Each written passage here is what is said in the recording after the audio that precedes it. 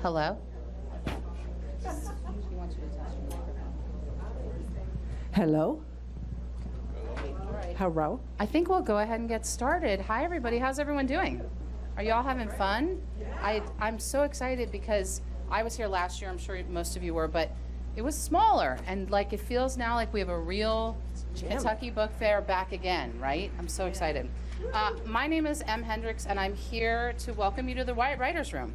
How many people are ready to begin publishing their work, but they're not sure how to begin? Anybody? Three people? Okay. Yeah, it's hard. It's scary, right? Okay, well, you're really in luck because today we have a prize-winning writer who has most recently had work accepted at the New Yorker. My gosh, I mean, like, wow. I know. I thought I was going to die before that happened. So. Right? I know. Right? The Appalachian Review and Symposium, just to name a few. She's going to share her submission strategies and is happy to answer your publishing questions. You'll probably do Q&A after you're done talking? We can just have a conversation, too. Okay, so, all right, yeah. great. And she is the chair of the Naslund-Mann Graduate School of Writing at Spalding University. If you haven't thought about getting your MFA at Spalding yet, that's something you could think about doing. Let's give a warm Kentucky welcome to Kathleen Driskell. Thanks, Em. So I would like to kind of know what you guys are up to right now. So how many of you are publishing or want to publish or kind of publishing in literary magazines right now? Okay. And how many of you are interested in publishing books? Okay. And how many of you consider yourselves literary writers? Okay. All right. I got to know what I'm dealing with here. All right. Good. I don't know anything. Right. Good. Well, I kind of, my field and the way that my experience in publishing is really more in the literary writing, although I do run this program, and in this program we have award-winning writers on our faculty who come from all over the country. It's a low-res program, so I can bring students in and faculty from all over the country, and so I have experience just through conversations and friendships and being colleagues with people who are writing creative nonfiction.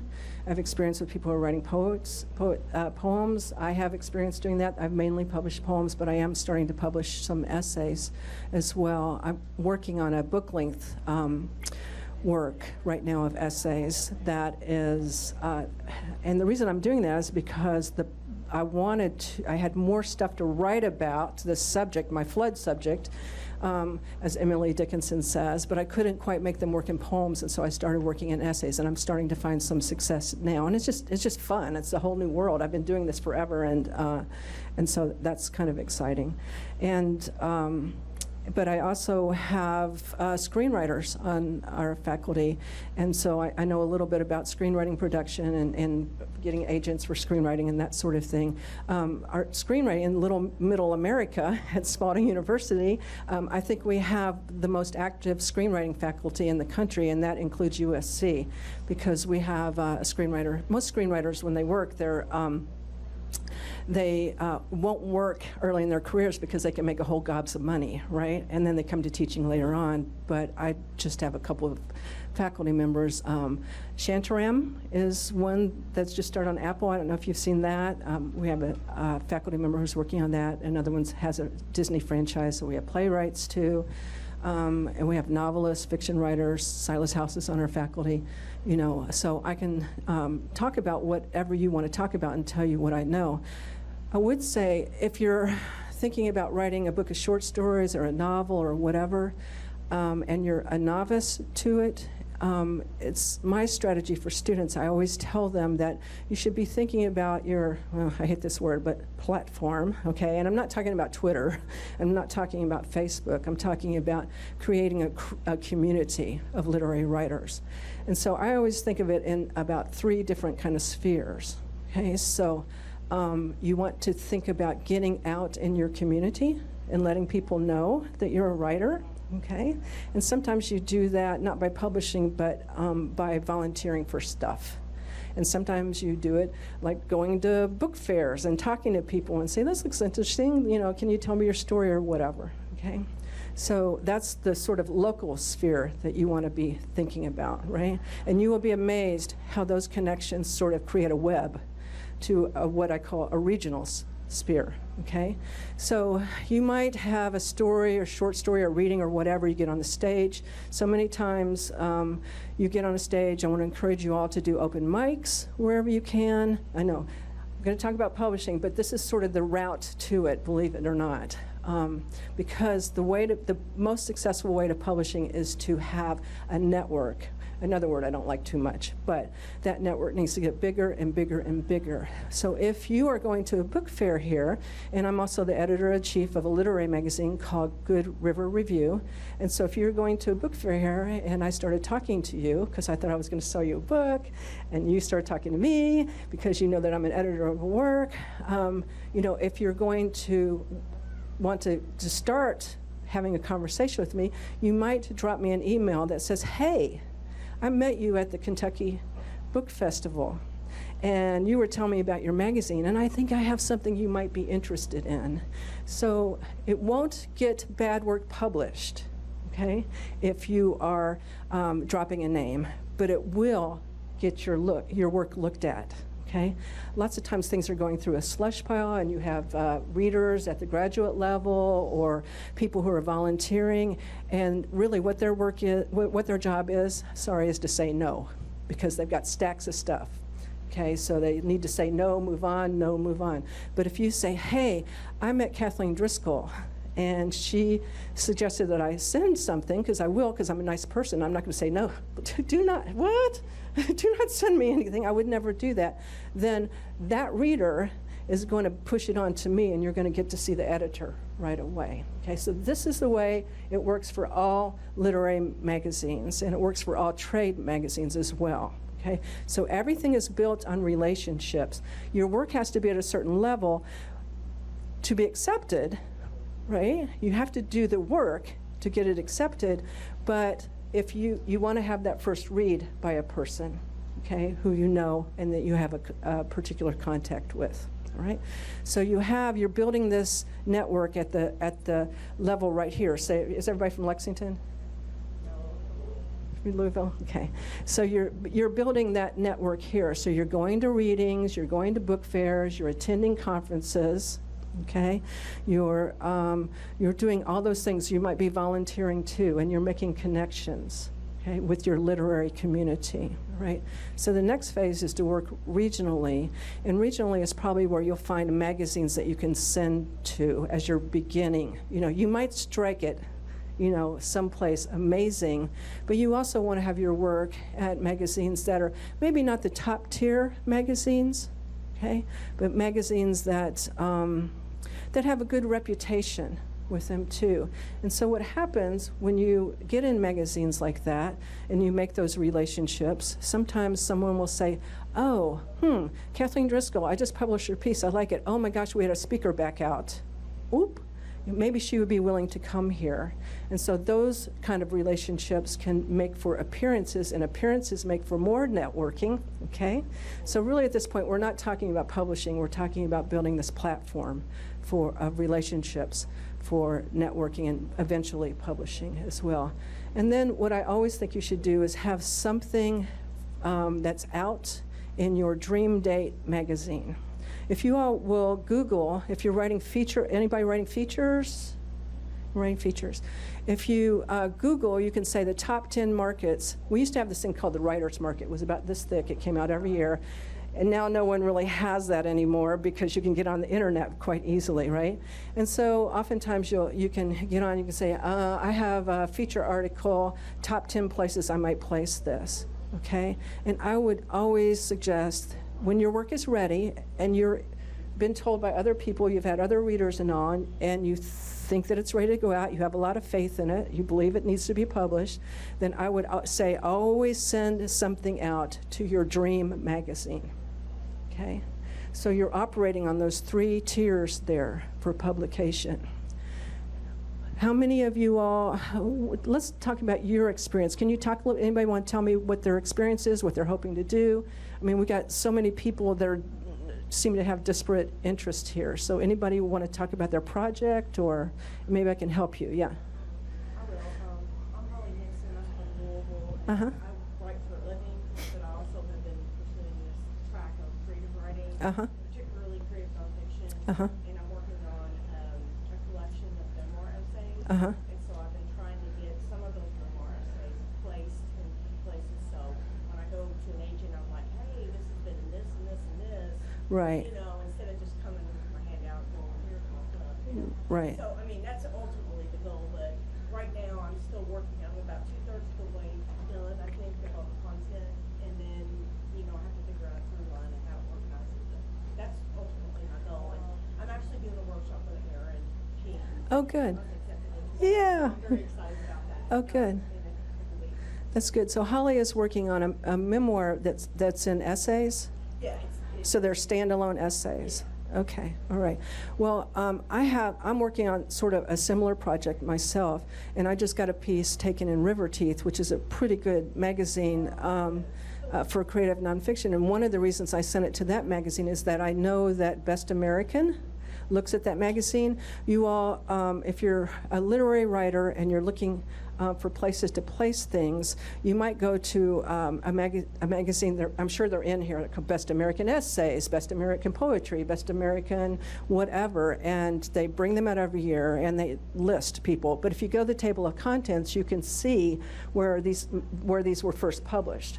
So they're all gleaned from literary magazines or The Atlantic or Harper's or whatever. And so if you go there and you look, you can say, and maybe you'll read something that's somewhat similar to yours, and you can say, oh, that might be a good market for me. So that's one strategy for you to do. So the other thing is that agents will look at the better magazines too. So it could be that an agent will ask you, you know, like, hey, I saw your piece in The Atlantic, or hey, I saw your piece in Harper's, and I'm wondering, are you working on a book project? Okay. The thing about creative nonfiction is it's really the only memoir, also trade nonfiction too. It's really the only sort of publishing that you can do, or place that you can get a contract without having the work finished, okay? CNF or nonfiction, okay? And so you could actually get an agent with a synopsis, okay? And so, and a letter to that agent, okay? Yeah, you can also get a contract, but it's easier to do that with an agent too. Everything else, poetry, fiction, everything else, you kind of have to have the book done before you can send it to the agent. So, yeah. Yeah. 3 years we got through COVID together. Online we can So we got over that. Yes. The thing about poetry is, well, I want to get into rattle, and I think they just throw it up before it even gets anywhere. Stop shooting up and up there. That would be my dream. I think I just keep getting a decline, like instantly it's there, instantly it's decline. So, but with poetry, if you want to make chapbook or something, you got to get. How many would I have to get like public people who would be interested in seeing all the other ones? It kind of depends. If you have 3 published in very good places, maybe that's all you need. Okay. If you're a writer with a track record, I have a book coming out with Carnegie Mellon University Press, and they asked me if I would be willing to send them some poems for a book that they want to do, and that book's coming out in February. Is that an anthology of which you are a part? No, it's a book. Yeah, yeah. There's no reason not with submittable. Do you all know what I'm talking about when I'm talking about submittable? That's what we're talking about, Jack. Oh my gosh, with submittable, look, you know, in the old days, you had these submission parties where you had envelopes, sasses. Does anybody know what a sassy is? Okay, you all know it. Not everybody does anymore, right? So that's the self-addressed stamped envelope, and you would put that, fold it up and put that in with your poems and whatever, and then send those off. And you were really only, the etiquette for submitting was you were only supposed to submit once, wait to hear if it was accepted or not, and then you could send it out again. That's over. Those days are long gone. People will not put up with that, and even the best magazines can't do that anymore because they'll miss out on a lot of work. So this essay that I have coming out in River Teeth, I had it at 6 different places. And so you should be doing that, just having your work out at a lot of different places. And it's so easy to submit now with Submittable. It's easy to get rejected with Submittable, but if you have a lot of things out there, there's still hope, right? One of the reasons I sent it out 6 places is because it comes back from 3, and I'm like, well, there's still hope, and there was, right? Right. But do you go to the big conferences where Rattle or other editors would be from the literary magazines? No, I've had a crazy year, but I have work that I think is good enough now to delete and take out, and so I probably should start moving around. Yeah. Well, AWP, do you all know AWP, what that is? Okay, AWP is the Association of Writers and Writing Programs, and it's the largest professional organization of creative writers in the country. I know a lot about it because for the last 3 years I was chair of the board. I just left the board. My term was up, and they're like, you want to do it again? I'm like, no, you almost killed me. I don't want to do that again. But they have a conference every year, and it's the biggest book conference or book fair in the country there. And what you would do is you would go around, you would look up and see where Rattle is, and you would go around to Rattle and you would introduce yourself and you would say, I would love to be in your magazine. And yeah, that's good. And then the person would say, oh, well, you should send us something. And then you say, and what's your name? And then you write down their name, and then when you send something to them, you say, hey, I was invited to send something to this magazine by blah, blah, blah. Okay? You know the little bio blurb you have to write Mm-hmm. for the things? Does that get you rejected? Do they take a look at that? Or no, if it's Rattle, they can't know who you are. That's just the poem that they're reading. But some people are, they're looking at that and going, oh, this person's green. Yeah. You're supposed to kind of talk about where you're from. Yeah. Honorary mention. Yeah. I don't know. Some places don't even look at the cover letters at all, and some places do. So there's not really a formula for that. If you don't have a lot of credits, you might talk about your work, or you might talk about how you've enjoyed the magazine. And if you were being specific, you might say something like, and I particularly loved these poems that were in the last magazine. That might get you some attention too. So no, I don't think so. But it doesn't hurt. Yeah. I submitted something and I made like the first, it was for WOW, Women on Writing, and it was a contest, and I made like the first cut, and then they give like, which I think was 60 out of 300 and something or whatever. Mhm. I made that first cut, and then, you look for yourself on their website after that, and it'll let you know unless you win like 1, 2, or 3. Should I try and submit that again? Or Yeah. should I consider that No, they didn't want it, No, their judges are going to change probably from year to year, right? Okay, so it wouldn't be wrong to submit that again. But Yeah. they obviously had enough interest that they first got Right. one time, so. Right. Somebody liked it. Okay. thank you. Yeah. I do think you need to be strategic, though. I think you need to be, so you're sending stuff out to that round, sending something out regionally, and sending out. And so now you have something to put in your cover letter, right? The little blurb there, and you can say, I'm sending you this piece that almost made it in this, and I'm wondering if you might be interested. Yeah? Sure. Okay. No, that's Yeah. great. You, sir? I'm sorry. Hi, John Morgan from Louisville. Yeah, hi. And Good. I just retired from there, so I'm thinking about being a writer when I grow up. Did I see you at U of L? At U of L. Okay, that's it. Yes, I'm taking, and my daughter's going to Spalding. Oh. OTA. Oh, okay. Oh, that's good too. All right. I'm in U of L now, taking some writing workshops, considering going to Spalding and that. So, a couple questions. Got a couple things published. I'm actually published in the Louisville Review. Good. One of my stories, got 2 other stories published. So, question, what about like an author's website? But is it, with only, 3 stories published, and at what point does it become kind of silly to say, okay, well, I want to be a writer when I grow up, if there's 3 stories that are published, and you have a sparse, author's website. Is there something consultants involved in that? Well, I think most writers do have websites, and one of the reasons they have websites is so people obviously can find them, but you can keep your press materials on there, and you keep your new titles on there, and lead people there.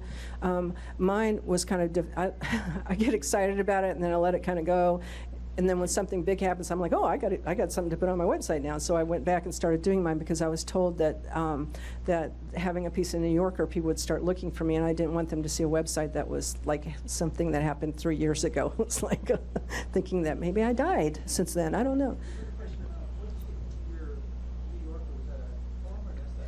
It was a poem, and it was a poem that I didn't even know was there because it had been there so long. Oh, wow. That takes over a year. It was 2 years, yes. And it was a poem that had been accepted by another journal. And I couldn't remember it because it had been so long. And so I went to that, I was just like, oh, please, please, I hope they haven't published it already. It was under contract. And so it was supposed to come out next spring. And so I went to them and I said, this is really obnoxious. I said, but I need that back.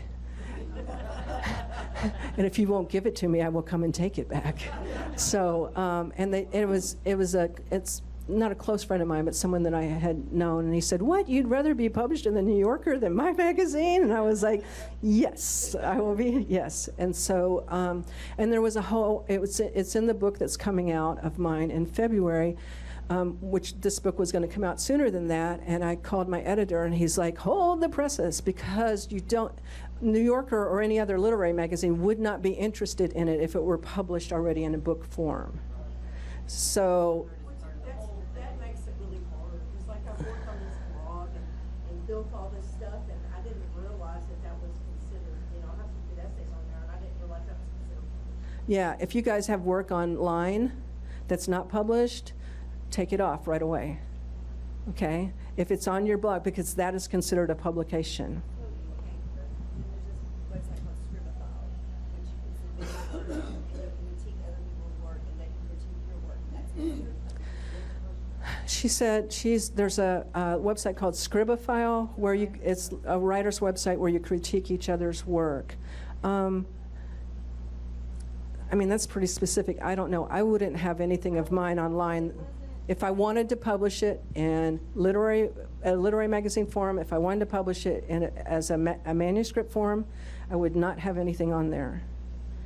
Now, there are places, in my magazine, every once in a while, I like doing this, we'll publish work that's already been published in a book that didn't quite get the attention that somebody wanted, and so, but we'll say, this has already been published in a book, and we want to put a little light on this too. But I would not have anything on. Like for our students who have their MFA theses, there are other disciplines where you will put your work up in sort of a open source, right? But my students know I protect their copyright, so nothing goes out. Just maybe a little abstract about it goes out, and it's embargoed. So yeah, you don't want to do that. Yeah. I'm gonna retract it. Like, I've written my book, I'm in the grueling editing process, but how do you start? I mean, I have to pay an editor, someone to help me with editing. Mm-hmm. So where do you suggest a person start, and then when do you suggest a person start trying to submit query letters and all of that too? I would have someone read it. And do you have a writing group that's meets in virtually or in person? That's kind of what that Scribify was. Yeah. Writing group where people would submit a chapter at a time Right. here and there, and Right. then have people who critique it and Yeah. and give you suggestions. Right, I get that, but it's also basically being published, each version of it, right? I mean, do you have to, is it password protected? Yes. Okay, well, that's okay. If it's password protected, that's not I'm talking about putting things up on, your website or even on Facebook. You just don't want to do that. Yeah, it's a breach of contract. If you got a contract, it would be a breach of contract, because what you're saying is this hasn't been published before or whatever. I mean, you could notate it in and see what they thought about it. Maybe some people wouldn't care, but. So at what point do you start thinking about submitting and trying to find an agent? What kind of work is it? Fiction. Fiction. You want to have your book in the best shape it can be in before you even really want to send it out to agents, okay? Because if you get, you could send something out. I know people have sent out to 100 agents, and 101 would take it, right? But if you send it out and you're sending out your query, right, and you're saying, this is what my book is about, and there's a whole formula for this, and there's all kinds of stuff on the web where you can go and you learn how to write a synopsis, and you learn how to write a query letter, which is not as hard as you think, but it seems to be that mysterious thing, right?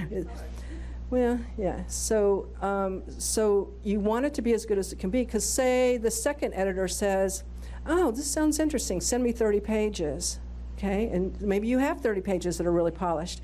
And then the next thing that the agent's going to say, if they like it, is send me the manuscript. And you don't want to say, oh, I forgot to tell you, I don't really have a manuscript yet. Finished. Yeah. So, especially for fiction, because it's really tough to get a novel, and even tougher to get a book of short stories published, especially from a New York house, the Big Five, whatever. So you want to have it as polished and as ready as it can be. And you do that through writing groups, sending it out, swap with a friend. Does a friend have another manuscript? And so you trust that person. And so it's not really a matter of money, it's more a matter of time and effort at that point, yeah. But don't, if, CNF, like I said, you could write a synopsis and send it off and try to get an agent that way. But if fiction, no. It has to be as good as you think it can be, okay? And you should probably have had it sanctioned by a couple of readers that you really trust, or maybe you've sent it into, there are things called agent pitches. Do you know about this? At writing conferences and stuff. And you can sign up and with an agent, and I swear, guys, it's just, sometimes you get 2 minutes with an agent. Sometimes you get 5 minutes with an agent, and you pitch them your story. And they decide on the spot whether they'd be willing to read 30 pages. Or a chapter or 2 chapters before they would even commit to reading the rest of the manuscript. You can find these. There are a lot of regional conferences where you can find these people, and agents, particularly when they're starting, they like to do this because they find new talent that way, okay? But they're real particular. So the other thing you have to think about, okay, I have a novel, what is it about? Right? You have to really boil that down for your pitch, elevator pitch, or whatever, okay? And when you're doing that, I'm doing a lecture on this for Spalding, when you're doing that, you're not talking about abstract thematic ideas, like it's about why there isn't enough love in the world, okay? That's not what you're doing. What you're doing is you're telling them, well, it's about 2 characters who have fallen in love, and it's set in a particular city. So you want very concrete details, and you need to try, this is the hardest thing to do. This is one of the reasons I don't want to write fiction, because of this thing. I don't want to boil things down to 2 sentences or whatever, right? And so I don't know how to do it, really. But you really get that snappy, you run it by people, it just has to roll off your tongue, you don't want to stammer, you have to know it very well, and then you refine it, and then you're ready to pitch it. And I know a lot of first-time writers, novelists, who get attention from agents that way. So it could be, there's one at the Carnegie Center, in the Manuscripts in Progress. They do it, I think, in June. That's a really good conference for those of you who are working longer book league force, but I think they have things for poets too. Sometimes poets, I don't know, poets.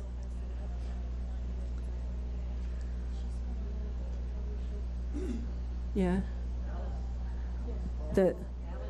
She's an agent, yeah. Yeah, and she's represented some of my faculty too. Do you have a question back there?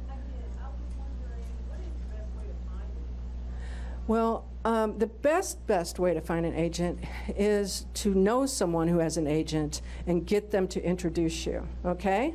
All right. Which is another reason why you want to hang out with writers, right? I mean, I always say that every good thing that's ever happened to me in my life happened through a connection with another writer. My husband's a writer, so I got my children through a writer, right? But there are other professional things that happen too, right? And so that's what I'm talking about, that network. It's so important. It's so important to just get out and work in workshops, little ones, big ones. You never know who's connected to who. You just have to say yes. You have to say yes to everything you can, okay, that you have time to say yes to. So the other way to do it is to go and look at ALAA, is another good place. You can go to, I think it's called the Association of Literary Agents of America. okay?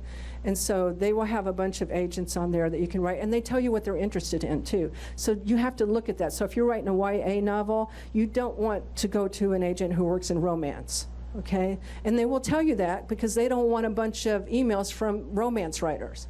And so they're very particular. You want to look and see who they agent and see if it's somebody that might be, their work seems compatible to your work, okay? You might email, it's much easier than it used to be.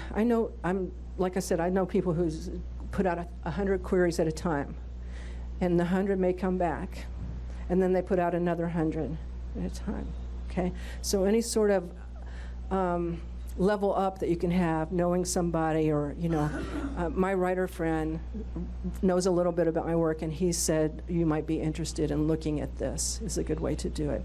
But there are all kinds of resources on the web where you can say, put an agent looking for new clients or whatever, right? Yeah, yeah. This is a pleasure to meet you. Hi. When it comes to wanting to publish a novel Mhm. or a series of short stories, Mm-hmm. you have the knowledge, you have the perspective, you're good, you're ready to go. Okay.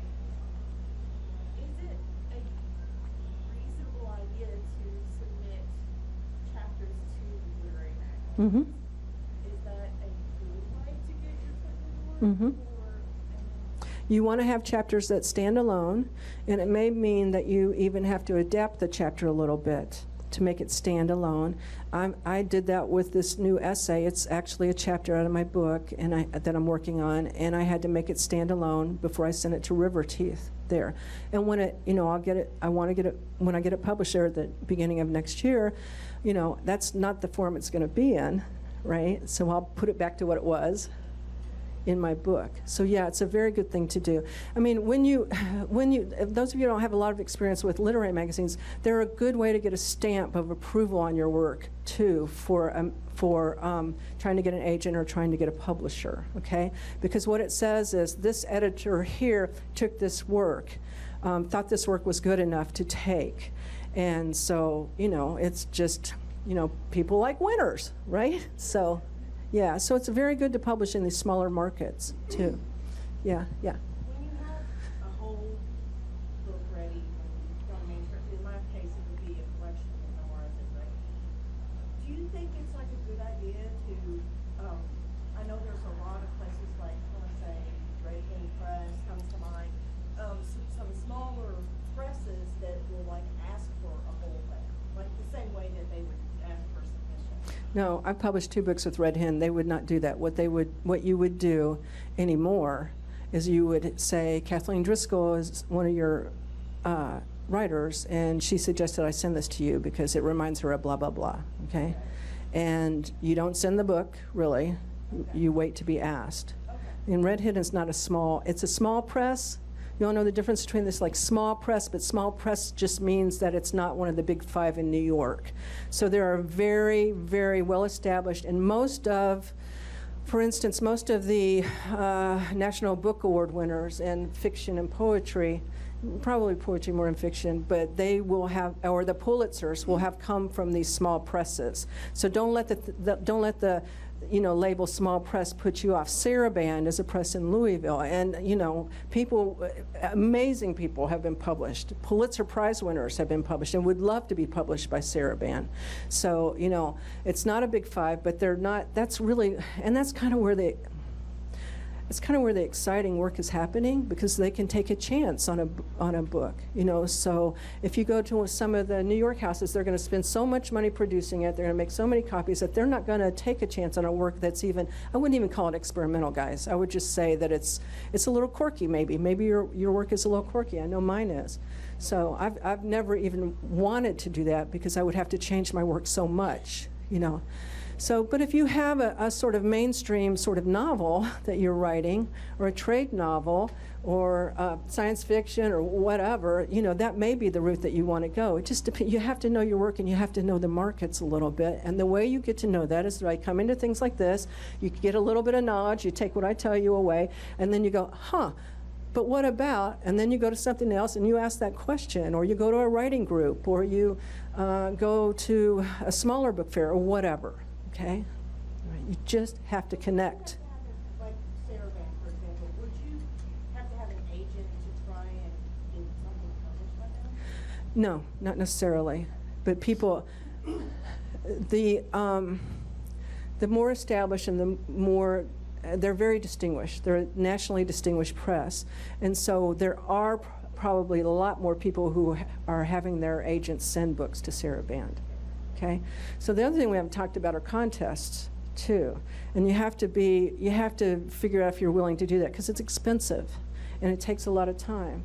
So oftentimes there'll be a book, there'll be a novel competition you might want to enter if your book's ready. It usually costs about $20 to $30.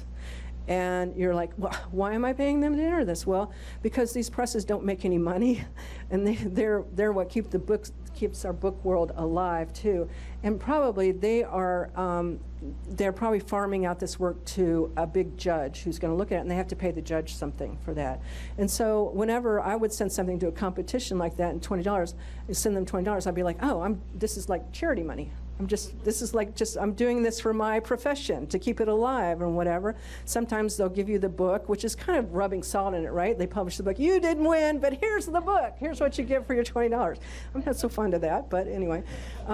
So you have to decide. So I know people, we have graduates who have said, the thing about book competitions is they get a lot of attention, usually. If you're not publishing in New York House, you're not publishing with Sarah Band or Red Hen or something, they get a lot of attention. So it's kind of a good thing to do if you can afford it. But I've had students who said, I'm going to enter, I'm going to $100 a year, and I'm going to enter 5 contests a year, and I'm going to do it for 3 years, and then I'm going to reevaluate. Okay, what happens? Okay, 3 years from the time you start sending something out to getting it accepted, not published, but getting it accepted, is not unreasonable. Okay? It's like a job. Yeah. I'm almost digressing, but I don't mean to. No, sure. I've been an art publisher for a number of years. I have shipped art prints into every state many times in 14 foreign countries. And this has to do with the subject of the art.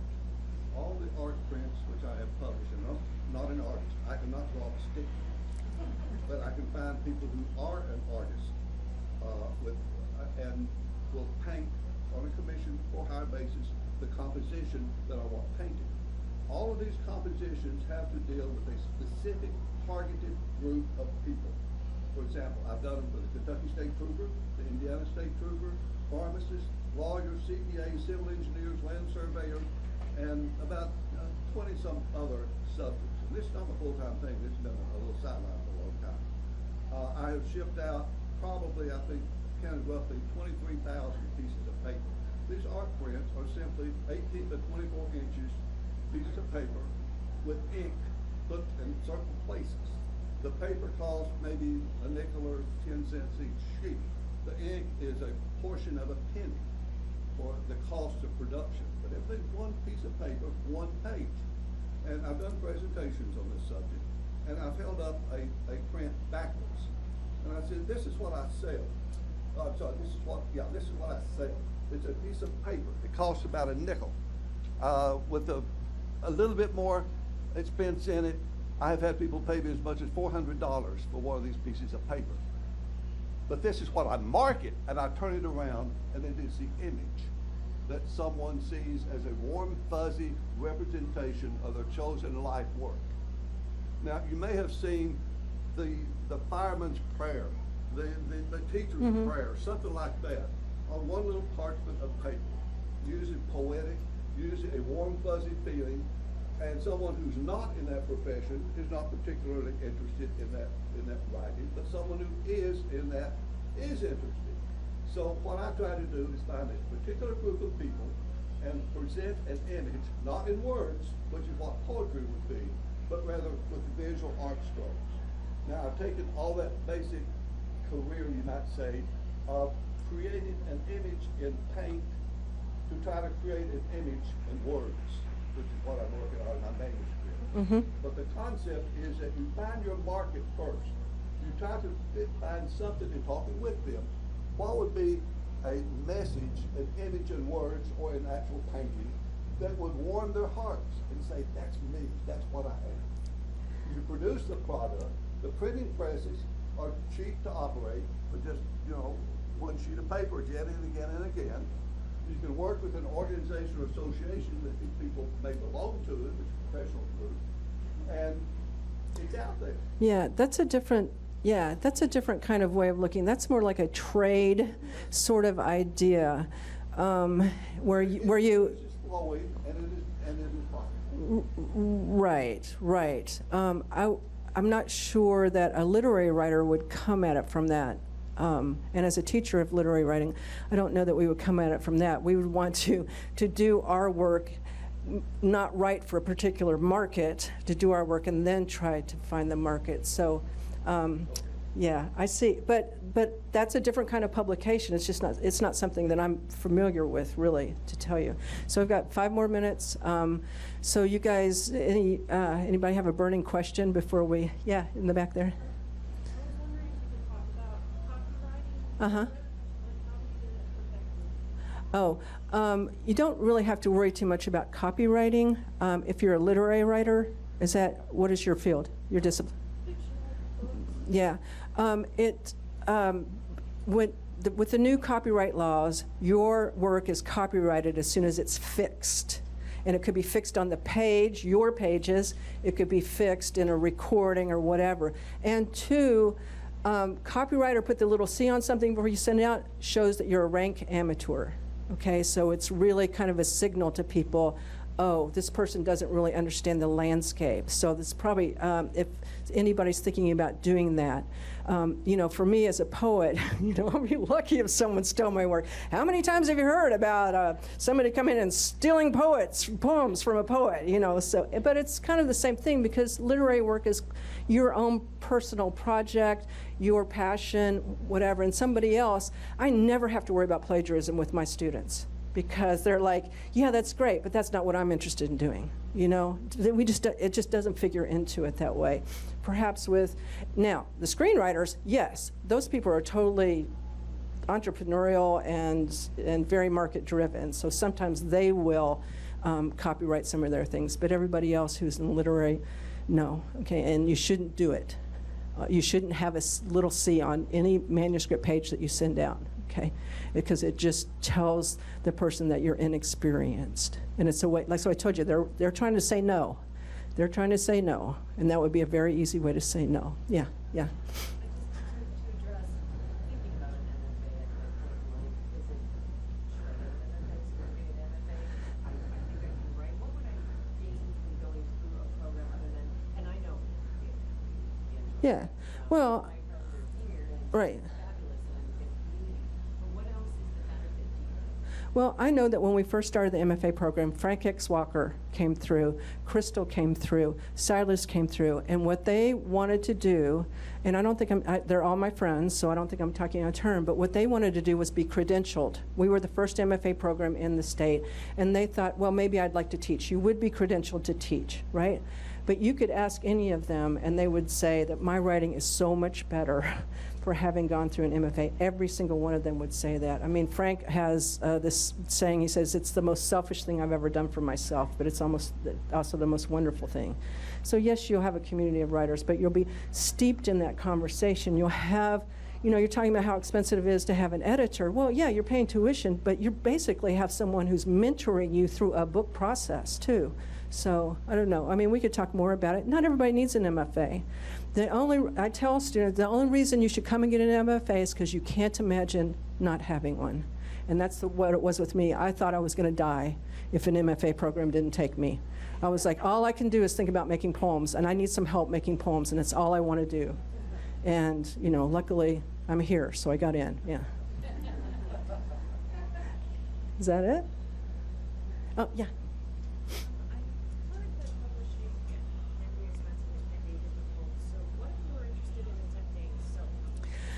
She's heard that publishing can be expensive and difficult, so what if you're interested in self-publishing? I say fine, learn all you can about it. There's some amazing books. It's not the way it used to be in the old days at all. I think it still is sort of looked down upon by the academic Okay, so like if you wanted to teach, you would not be able to use a self-published book as part of your credentials to get tenure or keep a new job or get a contract or go out and try to get a job, really, in the teaching, right? So there is a bit of a, you know, people sort of look down on it, really, a little bit, but, you know, anymore, I mean, you think about Virginia Woolf, she created, right? She created a press, and because nobody would publish her stuff because it was too weird, right? And it's still going now, right? So, yeah, it just depends on what you want. And I think, too, you'll keep more of your own money, for sure, if you have a book that you think is marketable. But, you know, there are all kinds of books out there, all kinds of help for you to even show you how to set it up, whatever. Okay. You know, it's not, there are people out there, when you go to AWP, there are, I don't know, like, so there's 600 book exhibitors there, and maybe 300 of them are small presses, right? And some of them are micro presses, like they bring out a book a year, okay? A lot of those presses were set up in order to publish their own books and their friends' books. So, you know, you can make a press, right? Okay. And publish through that. It's not difficult anymore. I mean, you want to pick something that's really, you want to make a beautiful book still, but yeah. Uh-huh. Well, how far are you? Yeah. Do you have the whole idea for the book? Have you years and years of research and you could talk about it? And yeah. Do you have a writing background? Yeah. Have people told you that you're a good writer? Yeah. Yeah, I see. Yeah, that's fine. You know, you might try to write a synopsis of your book, okay? What it's about in a short synopsis, and give it to your friends and see if, like, what do you think about this book? What's your reaction to this? And see what they think. And then you can polish it a little bit more and polish it a little bit more. You might want to think about doing some pitches, like I said, going to agents and doing some pitches, right? You can get a contract for a nonfiction book without the manuscript, okay? But sometimes I think that's just a curse. I've talked to friends who have done that. They're like, the book becomes my enemy, right? I have this contract, I have to write it, and now I don't want to write it because I have to write it, right? So, exactly, it does. It becomes an assignment. I feel bad for them. I'm like, but you love that. They're like, not anymore. Now it's like a millstone around my neck. So, I would get in a writing group. I would get writing friends. I would start hanging out writing. I would start talking about the book a little bit. I wouldn't worry too much about giving away your secret, what it is, because as I say, everybody has their own interest in writing. Yeah, I mean, I'd be glad to talk to you more about that. So, okay, one last question. I was just going to say that you were talking about publishing. I have self-published a memoir. Uh-huh. And what I learned from that is all the mechanisms that have to come together Yeah. at a certain time. It really helped me understand the setup of bookmaking. Yeah. Which you have to keep in mind when you're thinking of content. Yeah, some books, like YA books, are written sometimes on a formula. I mean, there's a certain number of pages. Picture books certainly are. I'm going to do a lecture on picture books, and yes. But, you know, there's a certain number of pages, you know, like a first-time novelist, even for an adult novel, you might come in at 90,000 words. You probably don't want to, you're probably going to get a better look at between 80 and 90,000 words than 300,000 words, okay? Or 40,000 words. So you guys can find this information out there. It's floating around everywhere. I mean, what I do as a teacher is I just go get it, and then I sort of package it and give it back to my students, right? So it's, you know, a YA novel is usually about 40 to 50,000 words, but a YA novel has its own kind of thing. You know, like a YA novel has to have, it's almost like a romance novel. It's almost like a screenplay. It has to have like, the protagonist has to be a young person who somehow is taken out of the adult realm and has to make decisions on his or her, you know, themselves. Right. So, I mean, it's just, you just got to read and look around and try to find your market. Sorry. Okay. Thank you. You're welcome.